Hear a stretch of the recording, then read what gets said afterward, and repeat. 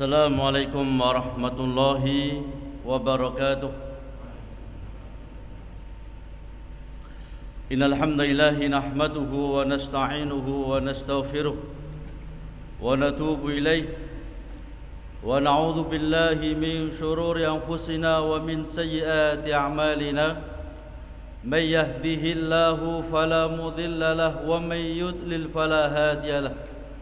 أشهد أن لا إله إلا الله وحده لا شريك له وأشهد أن محمدا عبده ورسوله اللهم صل وسلم وبارك على نبينا محمد وعلى آله وصحبه أجمعين وبعد.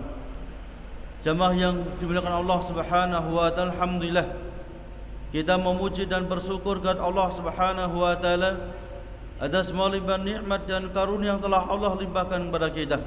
Salawat dan salam semoga tetap tercurahkan kepada junjungan Nabi kita Muhammad sallallahu alaihi wasallam, kepada keluarga beliau, para sahabat beliau, dan umat yang senantiasa istiqamah di dalam menempuh jejak beliau ila yaumil qiyamah. Jamaah rahimakumullah, seperti yang telah kita jelaskan pada pekan yang lalu, bahwasanya untuk kajian kita ini berselingan, ya, kajian tauhid kemudian kajian masalah fikih, agar bisa seimbang pemahaman masalah akidah tauhid dan juga masalah akidah yaumiyah. Kita akan membahas masalah yakni kitab taharah wa fihi salasu mawatin, dan di dalam kitab taharah ini ada 3 pembahasan. Al-madatul ula fi hukmi taharah wa bayaniha, ya, hukum bersuci dan penjelasan daripada bersuci itu sendiri. Hukmuha, adapun hukumnya, at-taharatu wajibatun bil kitab was sunnah. Bersuci itu hukumnya wajib berdasarkan Al-Qur'anul Karim dan hadis Nabi kita Muhammad sallallahu alaihi wasallam ketika kita hendak menunaikan suatu ibadah yang disyaratkan di dalamnya bersuci, termasuk solat ataupun tawaf ataupun ibadah yang lainnya. Allah Subhanahu wa taala telah berfirman di dalam surat Al-Maidah ayat ke-6, wa in kuntum junuban fattaharu, dan apabila kalian sedang mengalami junub fattaharu, maka sucikanlah. Diharamkan atas orang yang junub untuk sholat, ya, diharamkan atas orang yang junub untuk sholat. Bahkan diharamkan pula untuk orang yang junub memegang mushaf Al-Quran. Demikian pula Allah Subhanahu wa taala telah berfirman dalam surat Al-Baqarah ayat 222, innallaha yuhibbut tawwabina wa yuhibbul mutatahhirin. Sesungguhnya Allah sangat mencintai hamba-hamba yang mau bertaubat, dan Allah juga sangat mencintai atas hamba-hambanya yang mutatahhirin, yang mau mensucikan diri, baik dari najis, ya, ataupun dari kotoran, ataupun kenajisan yang berkaitan dengan najisnya hati, kesyirikan, riya, sum'ah atau yang lainnya. Disebutkan dalam hal yang sahih, Nabi kita Muhammad SAW telah bersabda, miftahus salat tuhur wa tahrimuha at-takbir wa tahliluha at-taslim. Yang menghalalkan untuk salat adalah ketika kita sudah bersuci. Jadi miftahus salat, yang membuka, yang menghalalkan untuk kita bisa salat adalah ketika sudah bersuci. Wa tahrimuha at-takbir, yang mengharamkan gerakan selain gerakan solat ketika kita telah takbiratul ihram. Wa tahlilu wa at-taslim, adapun yang menghalalkan gerakan di luar gerakan solat ketika kita telah salam. Dalam hal yang lainnya, Nabi kita Muhammad sallallahu alaihi wasallam telah bersabda, la tuqbalu salatun bi ghairi tuhurin wala shadaqatun min gululin. Allah Subhanahu wa taala tidak akan pernah menerima ibadah solat dengan tanpa bersuci, dan Allah juga tidak akan pernah menerima infak sedekah dari harta curian. Maka dari hadis disebut di atas dan juga ayat-ayat Allah Subhanahu wa taala, memberikan faidah tentang wajibnya bersuci ketika kita hendak menunaikan suatu ibadah yang disyaratkan di dalamnya untuk bersuci. Kemudian yang kedua, bayanuha, penjelasannya, at-taharatu qismani zahiratun wa baritatun. Adapun bersuci ini terbagi atas dua. Yang pertama, bersuci al-batinah, suci batin. Wahya tadhirun nafsi min asari dhanbi wal ma'siyah. Wa dzalika bitaubah as-sadiqah min kulli dzunub wal ma'asi. Yang pertama, mensucikan batin, mensucikan hati kita ini, ya. Mensucikan hati kita, mensucikan pemikiran kita, mensucikan keyakinan kita, ya. Mensucikan yakni batin kita dengan cara mensucikan diri dari semua bekas-bekas noda dosa, maksiat, dengan cara bertaubat dengan taubatan nasuha. Allah Subhanahu wa taala telah berfirman di dalam Al-Qur'anul Karim, ya ayyuhalladzina amanu tubu ilallahi taubatan nasuha asa rabbukum ayyukaffiru ankum sayiatikum wa yudkhilakum jannatin tajri min tahtil anhar.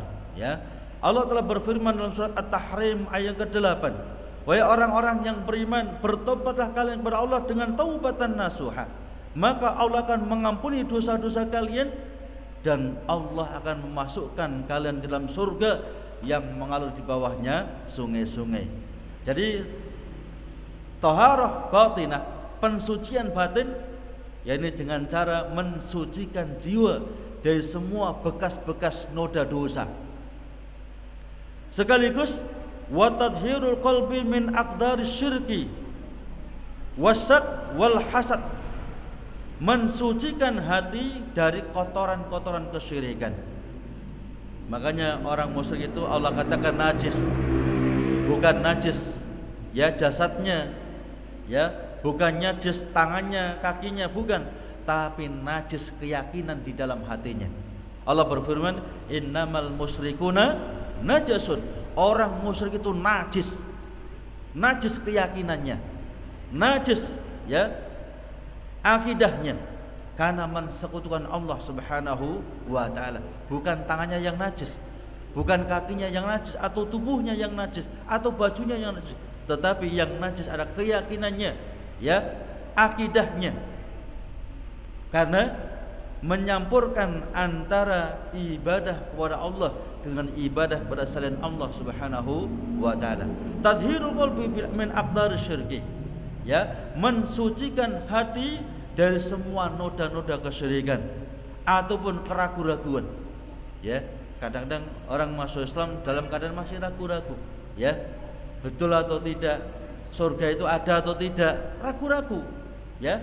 Makanya dibersihkan hatinya dengan cara belajar tauhid, ya, belajar masalah tauhid. Sekaligus mensucikan diri kita, hati kita dari perbuatan hasad, iri, dengki, hasud, dengan cara kita belajar tauhid, akhlak wal adab. Wa dzalika bil ikhlas wal yakin wa hubbil khair wal hilm was sidqi wat tawadhu. Kita bisa membersihkan diri, ya, hati kita dari keraguan-raguan, dari hasad, hasud, dengki, riya, sum'ah, ya, takabur, sombong. Ini dengan ikhlas. Dan itu lebih sulit, ya, lebih sulit menata hati dibandingkan menata selain hati. Menata itu jauh lebih sulit dibandingkan menata anggota badan selain hati. Maka diharuskan untuk ikhlas.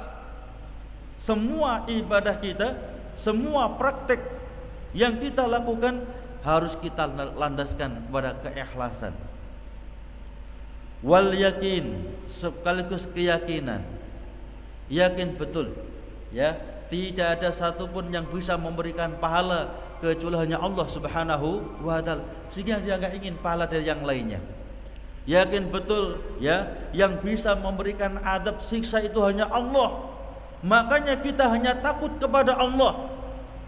Ya, jangan takut kepada selain Allah.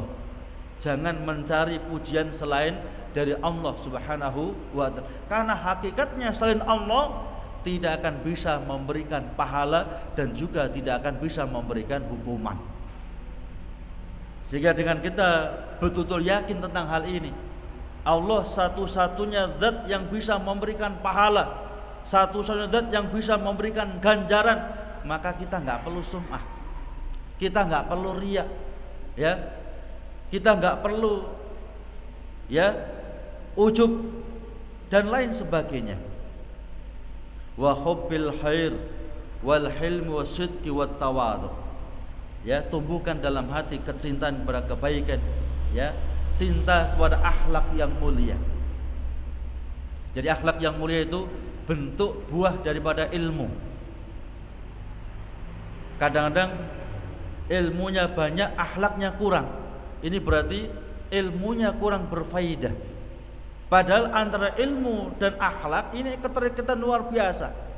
Nabi kita Muhammad SAW telah bersabda, innama bu'istu liutammima makarimal akhlak. Aku diutus oleh Allah Subhanahu wa ta'ala untuk menyempurnakan akhlak budi pekerti manusia. Jadi ketika kita sudah mempelajari din ini, ya, belajar agama, akhlaknya diperbaiki. Bagaimana berbicara dengan orang, jangan sampai ucapannya menyinggung, jangan sampai ucapannya menyakiti orang lain. Ya, ketika kita telah belajar agama, bagaimana kita bersikap, jangan sampai sikap kita, ya, tondak tanduk kita ini melukai, menyakiti orang lain, ya, dan seterusnya dan seterusnya, ya. Kemudian taharah yang kedua, dan ini yang kita bahas berkaitan dengan masalah fikih, ya. Taharah yang kedua, at-taharatul zahirah, pensucian secara zahir. Ya, kalau tadi batinah berkaitan hati, keyakinan, keimanan.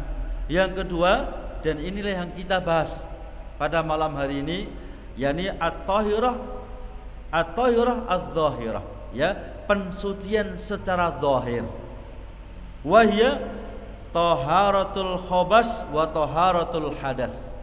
Yang dimaksud mensucikan secara zahir adalah mensucikan dari khobas, mensucikan diri dari semua, dari bentuk semua kenajisan. Khobas, bagaimana kalau terkena najis, ya, bagaimana cara mensucikannya, bagaimana kalau najis mengenai sesuatu yang suci, ya, yang suci kemudian berubah, bagaimana hukumnya. Ini dijelaskan oleh para ulama fuqaha, ahli fikih. Yang kedua, taharatul hadas, sekaligus pensucian hadas, ya. Bagaimana kalau kentut, berarti harus berwudu. Bagaimana kalau dia junub, berarti harus mandi janabat. Bagaimana ketika dia kentut atau junub tapi nggak ada air, atau mungkin ada air tapi nggak mampu menggunakan air, maka harus tayamum. Jadi dalam pembahasan yakni taharah zahirah, pensucian zahir, ini berkaitan dengan pensucian terhadap najis, sekaligus pensucian dari hal-hal, ya, dari hal-hal hadas, baik hadas kecil berarti harus wudu, hadas besar berarti harus mandi janabat, ataupun kalau tidak mampu maka harus dengan tayamum. Al-Maddatus Tsaniyah, pembahasan yang kedua, tadi telah kita jelaskan, ya, berkaitan dengan yakni hukum taharah. Kemudian yang kedua, fima takunu bitaharah, dengan apa kita bisa bersuci, ya. Karena sekarang ini pembahasan masalah fikih, berarti berkaitan dengan taharah zahirah, ya, baik dari sesuatu yang najis ataupun dari hadas, baik hadas kecil ataupun hadas besar. At-taharatu takunu bi syai'aini, mensucikan itu bisa dengan dua hal, ya. Yang pertama al-ma'ul mutlaq, kita bisa mensucikan zahir kita ini dengan al-ma'ul mutlak, dengan air yang mutlak. Yang dimaksud dengan al-ma'ul mutlak wa huwal baqi ala aslil hilqatihi bihaitsu lam yukhalidhu syai'un yanfaqu anhu ghaliban najasan kana aw tahiran. Wa dzalika kam yahil abar wal uyun wal audiyah wal anhar ila akhirih. Ya, yang dimaksud air mutlak itu air yang masih dalam asal keadaannya, ya, belum bercampur dengan sesuatu yang najis. Termasuk air mutlak adalah air, yakni air hujan ataupun air sumur ataupun air yang ada di tandon-tandon air itu, ataupun air yang ada di telaga dan seterusnya. Ini adalah air mutlak dan kita bisa bersuci, ya, dengan menggunakan air mutlak ini. Allah Subhanahu wa taala telah berfirman di dalam surat Al-Furqan ayat yang ke-48. Allah berfirman, wa anzalna minas sama'i ma'an tahura, dan kami telah turunkan, ya, dari langit ma'an tahuran, air yang suci, tahir mutahhir, suci sekaligus mensucikan. Jadi Allah turunkan air hujan, yang mana air hujan tahir mutahhir, suci sekaligus mensucikan. Apa ada? Tahir ghairu mutahhir, ada. Ada air yang suci cuman tidak bisa mensucikan. Contoh, air yang telah tercampur dengan sesuatu yang suci kemudian merubah salah satu dari 3 sifatnya. Contoh, air putih dicampur dengan kopi, jadilah aromanya aroma kopi, warnanya menjadi hitam, rasanya yang awalnya seger menjadi pahit kecuali ditambah gula. Ya. Apakah setelah air yang telah dicampur dengan kopi ini najis? Tidak, suci dia. Tapi tahir ghairu mutahhir, suci tapi tidak bisa mensucikan. Saya nyidam Pak, mau wudu dengan air kolak, nggak bisa. Ya, nggak sah itu. Karena bukan air mutlak. Ya, dia tahir tapi ghairu mutahhir. Ya. Demikian pula Nabi kita Muhammad SAW telah bersabda, al-ma'u tahurun la yunajjisu syai'un illa ma ghalaba ala ta'mihi wa launihi wa warihi bi najasatin tahdusu fihi. Nabi telah bersabda, air itu suci, tidak bisa ternajiskan kecuali ketika tercampur dengan najis kemudian merubah daripada salah satu sifat airnya, baik warnanya, baunya ataupun rasanya. Maka ketika air yang suci tercampur dengan sesuatu yang najis, kemudian yang najis ini merubah salah satu daripada 3 sifat air, baik warnanya, ya, warnanya awalnya bening menjadi hitam, keruh misalnya, ataupun rasanya yang awal segar menjadi pahit misalnya, ataupun baunya, yang baunya air biasanya bagus, enak semacam, menjadi sangat menyengat, ya, busuk, ya, dengan sebab najis bercampur dengan air yang suci kemudian merubah salah satu daripada 3 sifatnya, air ini menjadi air yang najis. Dikecualikan air liur anjing, walaupun tidak merubah sedikit pun, ya.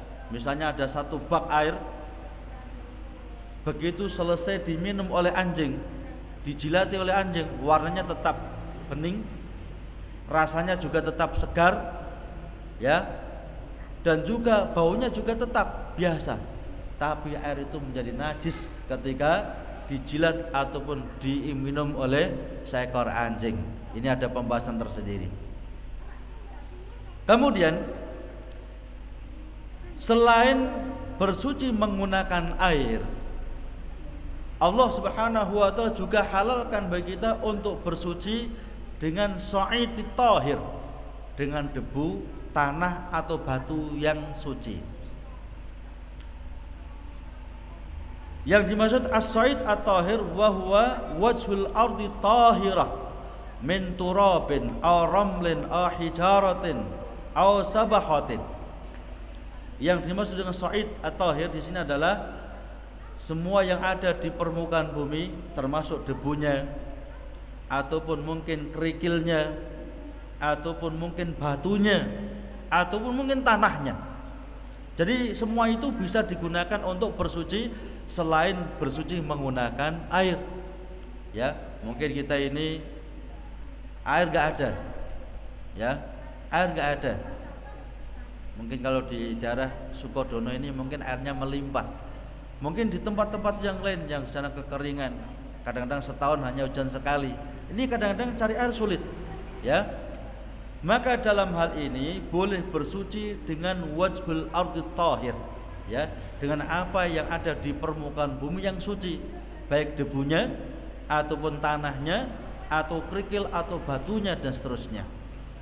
Ya, Allah Subhanahu wa taala telah berfirman di dalam surat An-Nisa ayat yang ke-43, falam tajidu ma'an fatayammamu sa'idan thayyiba. Maka ketika kamu enggak dapatkan air, fatayammamu sa'idan thayyiba, maka tayamumlah kamu dengan debu yang baik.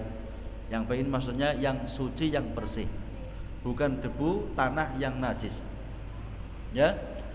Demikian pula Nabi kita Muhammad SAW pernah bersabda di dalam hadis riwayat Imam Ahmad, ya, bahkan juga dalam hadis riwayat Imam Al-Bazzar. Nabi kita Muhammad SAW telah bersabda, inna as-sa'ida at-tayyib tahurul muslim wa in lam yajidil ma'asras sinin fa idza wajal ma' fal yumissahu basaratahu. Ya, Nabi telah bersabda, inna as-sa'id at-tayyib, sesungguhnya debu tanah yang baik itu sebagai alat bersuci bagi seorang muslim ketika tidak mendapatkan air walaupun selama 10 tahun. Jadi mungkin, ya, selama 10 tahun enggak ada hujan sama sekali, enggak ada air, maka bisa dengan tayamum. Tetapi faida wajadal ma fal yumisau basaratahu, maka apabila sudah mendapatkan air wajib untuk membasahi anggota-anggota badannya. Dalam hadis riwayat Imam Al-Bazzar, Nabi kita Muhammad SAW telah bersabda, as-sa'id wadu'ul muslim wa in lam yajidul ma'asras sinin fa idza wajal ma fal yattaqilla fal yamisau basaratahu. Ya, Nabi telah bersabda, sesungguhnya debu tanah yang baik itu bisa sebagai alat bersuci bagi seorang muslim, ya, walaupun selama 10 tahun. Tetapi ketika sudah ada air, hendaklah takut kepada Allah. Ya, enggak boleh lagi maksudnya itu. Fal yumissahu basaratahu, hendaklah dia membasahi anggota-anggota badannya yang diwajibkan untuk terkena air, baik air wudu, ya, wudu maupun mandi janabah. Kemudian al-madatus salisah, pembahasan yang ketiga, fi bayanin najasat, penjelasan masalah najis. Tadi telah kita jelaskan bahwasanya dalam taharah zahirah, pensucian zahir ini berkaitan dengan tahiral khabas, ya, taharatul khabas mensucikan najis, ya, wa taharatul hadas dan mensucikan hadas. Yang mana kalau hadas itu cukup dengan wudu ataupun mandi janabat. Ketika enggak mampu maka dengan tayamum. Tapi kalau membersihkan yakni najis, dan yang dimaksud najis itu apa? An-najasat jam'u najasatin wa hiyal kharju min farjal adami min ghudratin aw baulin aw madhin aw wad'in aw maniyin wa kadza baulu warasu warasiu kullu hayawanin lam yubah aklu lahmihi. Berkata Syekh, ya, yakni penulis kitab ini Syekh Abu Bakar Jabir Al-Jazairi dalam kitabnya Minhajul Muslim, yang dimaksud najis, kenajisan, ya, najasat itu jamak dari najis. Wahia al-kharj min farjil adami, sesuatu yang keluar dari kemaluan, dua kemaluan, yakni manusia, baik dubur maupun kubul. Sesuatu yang keluar dari dubur ataupun kubul manusia itu hukumnya najis, ya, baik berupa buang air kecilnya ataupun buang air besarnya. Lupa misalnya bagaimana kalau yang keluar itu kerikil misalnya, apa najis? Najis. Ya, mungkin punya apa itu, apa yang kadang-kadang karang, batu karang, apa itu? Ya. Atau mungkin ya makan kerupuk bakaran itu. Ya. Sehingga ada keluar batu misalnya. Apa najis? Najis. Ya. Au madhiin, ataupun keluarnya madhi, najis. Au wadiin, atau wadi, najis. Ya. Kemudian au maniin, perkataan beliau au maniin ini perlu, ya, fihi nadhar, perlu diluruskan. Ya. Yang benar mani itu tidak najis. Yang benar mani itu tidak najis. Mengapa? Karena mani itu asal pembentukan manusia. Manusia itu makhluk yang paling mulia. Ya. Malaikat-malaikat saja diperintahkan sujud hormat kepada bapak kita Adam. Ya. Karena mulianya manusia ini. Jasad manusia juga suci. Mana mungkin, ya, makhluk yang paling mulia diciptakan dari sesuatu yang najis? Tidak mungkin. Yang kedua, ya, badan kita ini suci, kecuali kalau terkena najis baru najis. Maka, ya, yakni bakal pembuatannya, penciptaannya, yakni air mani itu sendiri, maka tidak mungkin najis, suci. Bahkan disebutkan dalam hadis yang lainnya, antum jadat dalam kitab Subulus Salam, ya. Di sana Imam As-Sun'ani menyebutkan satu hadis Nabi kita Muhammad SAW, mani itu, ya, seperti ingus, seperti ludah, seperti yakni air liur. Ya, kita waktu tidur kan kadang-kadang sampai sempat ngiler-ngiler itu. Ya, air liur enggak najis itu. Ya, kita mungkin meludah, ludah itu juga tidak najis. Jadi Nabi kita Muhammad SAW sebutkan mani itu kedudukannya seperti air liur, air ludah ataupun ingus, maka enggak najis. Sesuatu yang menjijikkan cuman tidak najis. Bisa paham, ya? Jadi perkataan al-muallif, ya, Syekh Abu Bakar Jabir Al-Jazairi menyebutkan mani sesuatu yang najis ini perlu dikoreksi. Ini suatu, ya, sesuatu yang kurang tepat. Yang benar mani itu adalah suci. Wa kadzalika baulu wa warasu wa rati'u kulli hayawanin lam yubah aklu lahmi. Demikian pula air kencing ataupun kotoran, ya, daripada hewan yang tidak boleh dimakan itu najis, betul. Jadi hewan yang dia ini tidak boleh dimakan, ini kotorannya, ya, ataupun air kencingnya najis. Contoh kucing, ya, kucing ini suci, cuman kalau kotorannya najis, kencingnya najis. Mengapa? Kucing haram untuk dimakan.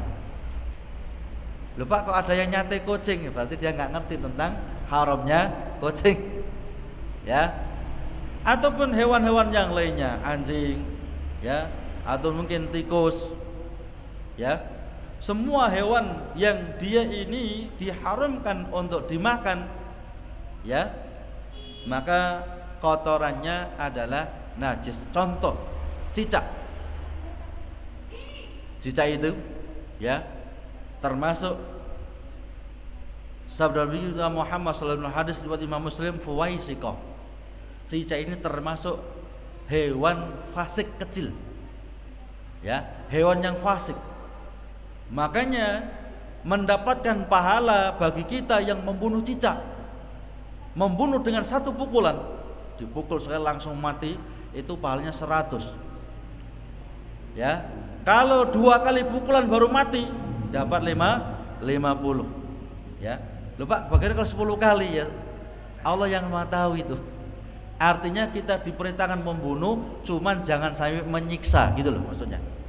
Ya, cicak itu karena hewan yang dia diperintahkan untuk dibunuh, maka dia haram untuk dimakan. Kaidahnya ya, dijelaskan oleh Imam Asy-Syafi'i, kaidahnya seluruh hewan yang diperintahkan untuk dibunuh.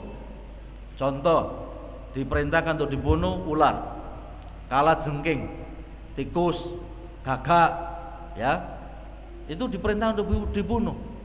Ya, ataupun hewan yang dilarang untuk dibunuh.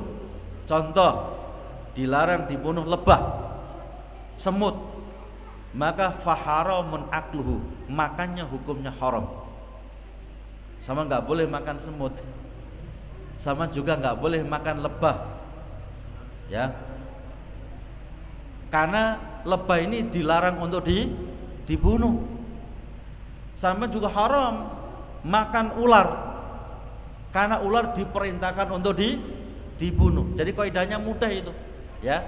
Apapun ya, hewan apapun yang diperintahkan untuk dibunuh. Contoh ular, Nabi telah bersabda, "Uqtulul hayyat waqtulu dhatif yataini wal abtar fa innahuma yatmisanil basar wa yusqitanil habla." Bunuh semua jenis ular, terutama ular kobra dan ular hijau.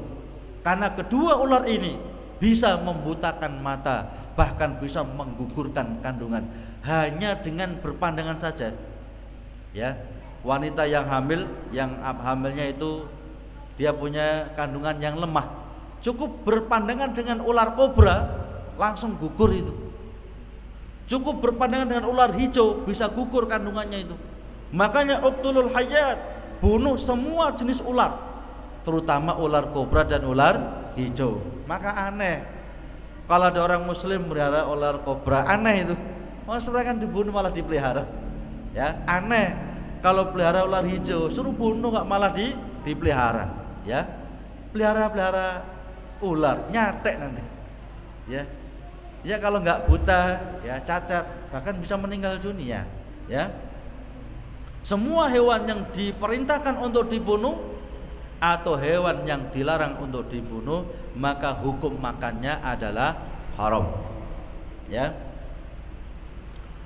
Jadi kotoran, baik kencingnya ataupun kotorannya dari hewan yang nggak boleh untuk dibunuh, semua hewan yang diharamkan untuk dimakan, maka kotorannya adalah najis. Lu bagaimana Pak? Misalnya kita ini waktu mau ke masjid ada burung blekok, jangan tahu burung blekok, burung bangau, boleh dimakan ya itu? Boleh enggak? Boleh. Ya. Kotorannya 1 jempol di sini, Pak.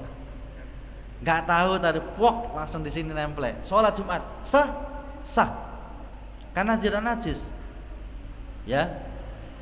Cuman menjijikkan, mosok ya bajunya ketempelan telek misalnya. Ya. Jadi sesuatu hewan yang halal dimakan dijelaskan oleh Syekhul Islam Ibnu Taimiyah, ya, itu tidak najis. Buktinya disebutkan dalam hadis riwayat Imam Al-Bukhari, ketika ada kaum Badui yang hijrah ke Madinah. Orang Badui itu orang ya, orang gunung yang mereka ini enggak pernah ke kota, hampir-hampir jarang ke kota, ya. Mereka hijrah ke Madinah. Ya mungkin cuacanya berbeda, ya, keadaan berbeda dengan qadarullah. mereka orang-orang Badui yang hijrah ke Madinah sakit semuanya. Ya, sakit semuanya. Maka Nabi memerintahkan pada ya sekelompok Badui ini untuk menuju onta, ya, onta yang di situ adalah onta Baitul Mal, ya, yang dijaga oleh beberapa kaum muslimin. Nabi perintahkan untuk meminta air susu onta dicampur dengan air kencing onta, ya, suruh minum, ya. Kemudian disampaikan oleh mereka, kami diperintahkan oleh Rasulullah SAW untuk diberi air susu onta dicampur air kencingnya onta, ya. Setelah dicampur diminum, alhamdulillah sembuh ini, ya. Penyakit panas, adem panas itu sembuh semuanya, ya. Penyakit yang hebat yang selama ini dia derita ini langsung sembuh dengan izin Allah Subhanahu wa taala. Cuman begitu sembuh dari penyakitnya, justru Badui malah kufur. Jadi Allah telah sebutkan dalam Al-Quran kalau Badui, kalau kufur itu melebihi kufurnya orang Madinah, orang kota. Jadi kalau orang Badui itu kufurnya itu melampaui orang kota. Ya, misalnya bunuh. Kalau orang kota bunuh, tebas meninggal. Orang Badui kadang-kadang nggak gitu. Ya, dicuili sedikit-sedikit. Ya, ini Badui. Memang itu disebutkan dalam Al-Quran kalau Badui itu kalau kufur melebihi kufurnya orang-orang Madinah, ya. Ketika telah diberikan kesembuhan oleh Allah, justru mereka Badui merampok ini, ya, onta-onta yang itu fisabilillah merupakan Baitul Mal diambil dengan penjaganya dieksekusi mati semuanya, ya. Kemudian ketika Nabi mendengar, Nabi utus beberapa orang, ya, satu peton pasukan untuk mengejar Badui ini. Kemudian membunuhnya dengan cara disilang, dipotong tangannya kanan, kakinya kiri. Kalau tangannya yang kiri, ya, maka kakinya yang kanan. Karena kekufuran mereka, ya, sudah dikasih obat, dikasih susu onta, justru malah merampok, mengambil ontanya sekaligus membunuh orang yang menjaga onta ini. Maka diperintahkan, ya, setelah tertangkap dibunuh dengan cara dipotong, ya, silang. Kalau tangan kanannya yang dipotong, kaki dipotong yang bagian kiri. Kalau tangan kiri yang dipotong, maka kaki kanan yang dipotong sebagai hukuman bagi mereka kekufuran yang luar biasa. Dari hadis ini yang kita mau memberikan kabaran, Nabi perintahkan untuk mencampur air susu unta dengan air kencing unta. Memberikan faidah, binatang yang halal untuk dimakan itu kotorannya tidak najis. Ini yang jelas oleh Syekhul Islam Ibnu Taimiyah. Jamaah rahimakumullah, waktu tinggal 5 menit, mungkin bisa kita gunakan untuk tanya jawab. Saya persilakan, monggo. Assalamualaikum.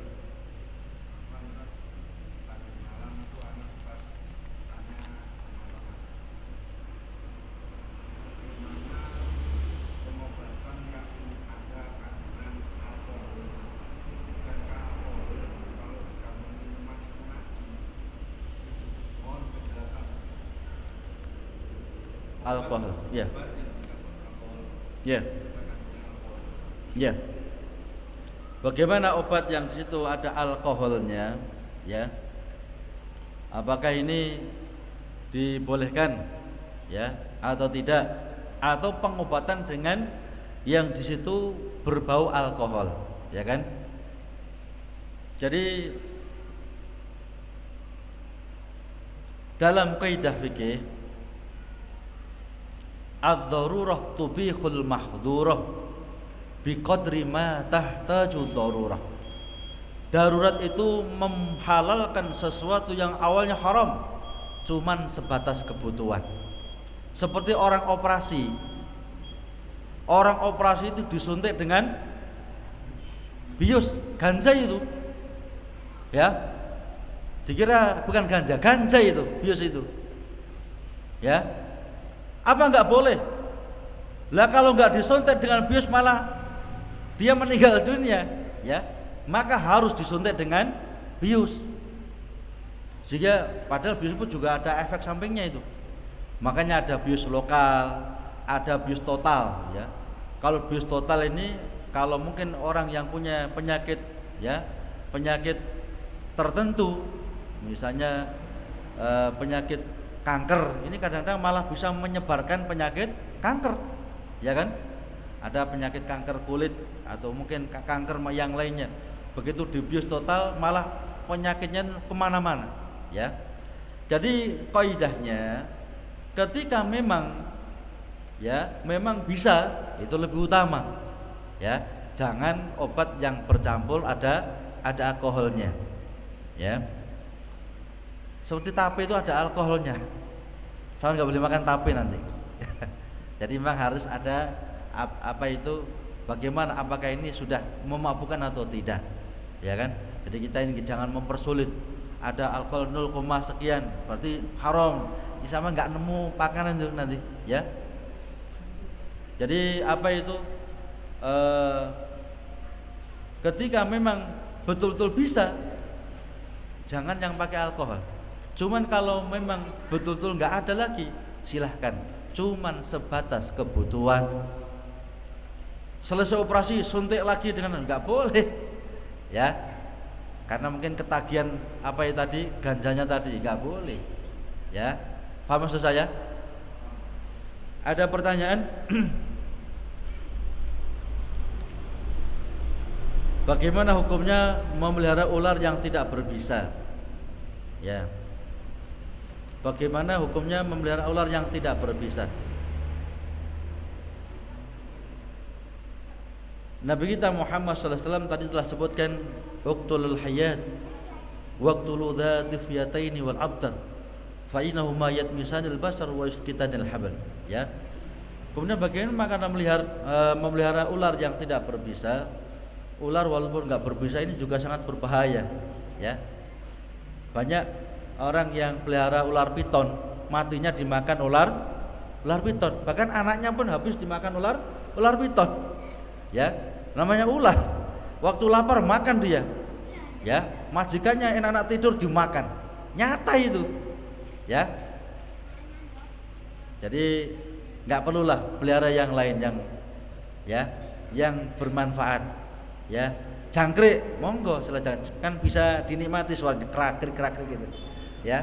Atau mungkin burung, ya, kan bisa dinikmati suaranya, ya. Perkutut misalnya, labet misalnya, boleh silahkan, ya. Cuman hak-haknya harus dipenuhi, ya. Makannya nggak boleh kurang, minumnya juga nggak boleh kurang, ya, dan sebagainya. Berapa besar ukuran bak mandi yang dianggap atau yang takarnya lebih dari 2 kulah, ya. 1 kulah itu disebutkan dalam banyak kitab fikih. 1 kulah itu kalau diliterkan 160,5 liter 1 kulah, ya. 160,5 liter. Jadi kalau 2 kulah 322 liter, ya. 321 liter, ya. Ini 2 kulah. Apakah kalau 2 kulah sudah nggak bisa najis? Ya, tetap bisa ternajiskan. Ya, Nabi telah sabdakan, al-ma'u tahurun la yunajjisu syai'un illa ma ghalaba ala ta'mihi wa launi wa rihi binajasatin tahdusu fihi. Ya, air itu suci dan nggak mungkin bisa najis kecuali kalau dia terkena najis dengan sebab najis merubah warnanya, rasanya ataupun baunya. Walaupun 2 kulah, walaupun 321 liter kecemplungan tikus 1 misalnya, tikus piti lagi yang kecil itu busuk, ya, warnanya jadi hitam, baunya menjadi busuk, rasanya menjadi ketir pahit, najis walaupun 2 kulah. Kecuali ke laut, ya, walaupun bangkai sapi, ratusan sapi nggak ngefek itu, ya, karena air mustabharah, air yang melimpah dan terus bergerak. Air laut itu bergerak itu, ya. Di bawah laut itu ada seperti sungai. Jika kadang-kadang orang ya tenggelam di laut, kemudian langsung sampai 10 kilo, karena ada sungainya di bawah itu, ya arus bawah, ya. Bahkan arus bawah kadang-kadang sangat kencang, jika orang yang ahli renang pun nggak mampu untuk menguasai diri ketika yakni air bawah laut. Demikian. Ada yang lain? Monggo. Salam.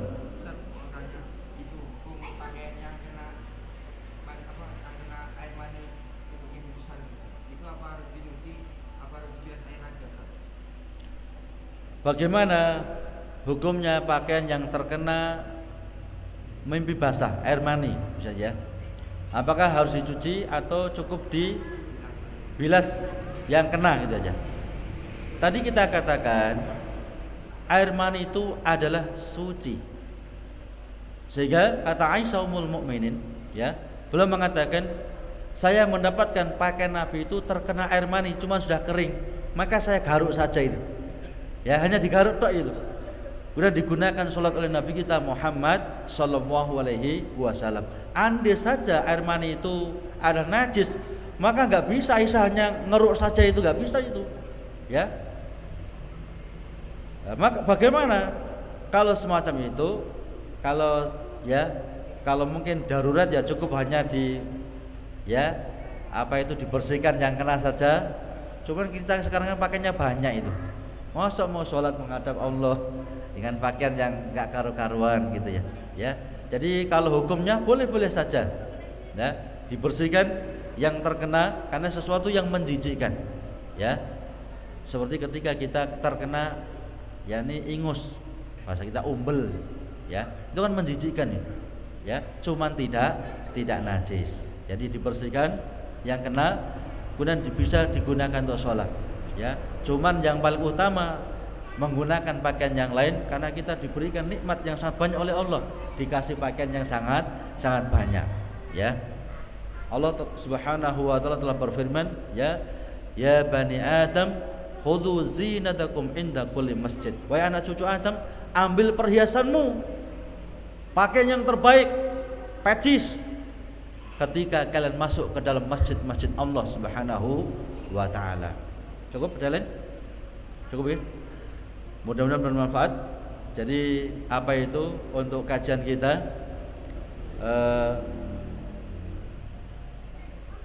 Sesekali kita kajian kitab tauhid, kemudian berikutnya kita kajian masalah fikih, ya. Tauhid kita menggunakan kitab Ushulus Sittah, ya. Insyaallah hanya enggak lama itu. Mungkin kita akan lanjutkan selanjutnya kitab Akidah Wasithiyah. Saya kira untuk kitab ini belum pernah diajarkan, ya, di kawasan Lumajang belum pernah ini Akidah Wasithiyah. Jadi demikian, mudah-mudahan bermanfaat. Kita tutup dengan kafaratul majlis. Subhanaka wa bihamdika asyhadu an la ilaha illa anta astaghfiruka wa atubu ilaik. Assalamualaikum warahmatullahi wabarakatuh.